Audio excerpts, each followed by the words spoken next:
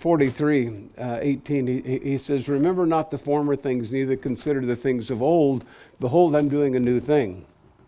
So, remember not the former things, neither consider the things of old. Behold, I'm doing a brand new thing. Then a few chapters over, he says, "Remember the former things." So I think, well, what does he want us to do? The same guy is writing that. But he said that there are certain things to remember, but there are certain things to just forget. Remember not the former things. On the ranch, my dad was adamant about closing gates. You don't go through a gate and leave it open.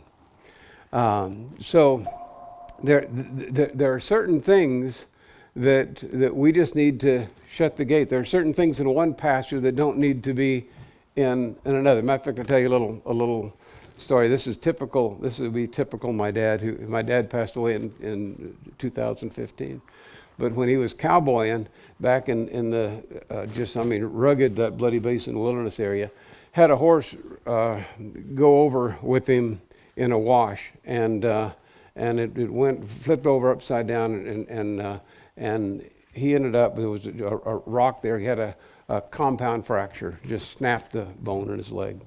So it's about a half day. That sounds like it's something. Oh, is that the? I just thought that was. God, thank you. I'm hearing. Okay, I didn't think that at all. So Dad's telling me this story. He said, "Yeah," I said, "I broke my leg," and he said, he goes, "Man," he said, "I got on my horse," and he said, "I was making it back." He said, "It was about a 4-hour ride back to the ranch," and he said, "It got to hurting so bad I didn't even get off and close those last 2 gates." So I thought, with a broken leg, why'd you close the first 2 or whatever? So there are certain things in your past that doesn't need to come into the next pasture. That's really what I'm saying.